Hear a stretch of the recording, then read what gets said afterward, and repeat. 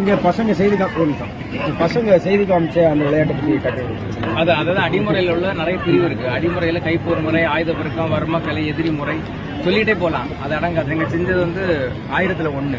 எல்லாமே ஒரு தலைமுறையில நீங்க கத்துக்க முடியாது. உங்க 60 வயசுலயே கூட கத்துக்க முடியாது. அவ்வளவு பாடம் இருக்கு. எனக்கு கொஞ்சம் தான் தெரியும். எல்லாருக்கும் கொஞ்சம் கொஞ்சமா பிச்சு தான் தெரியும். அது பெரிய கடன். என்ன பண்ணிருக்கோம் அதுல கொஞ்சம் பண்ணிருக்கோம், அவ்வளவுதான். இன்னும் நிறைய இது இருக்கு. வர்ம கலை, நோக்கர்மம் வரைக்கும் சொல்றாங்க. பட் நம்ம பண்றதுல நோக்கர்மம் எல்லாமே இதுக்குள்ள உள்ளதான்.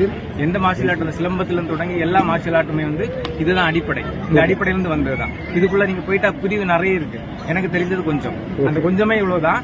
இன்னும் நிறைய இருக்கு. அது சொல்ல முடியாத அளவுல நிறைய இருக்கு. நிறைய ஆசாமர்கள்ட்ட இருக்கு. ஒரே ஆளுக்கு முடியாது. அது இப்போ உங்களுக்கு அரசாங்கம் சப்போர்ட் பண்ணணும்னா என்ன மாதிரி சப்போர்ட் தேவைப்படுதுன்னு நினைக்கிறீங்க?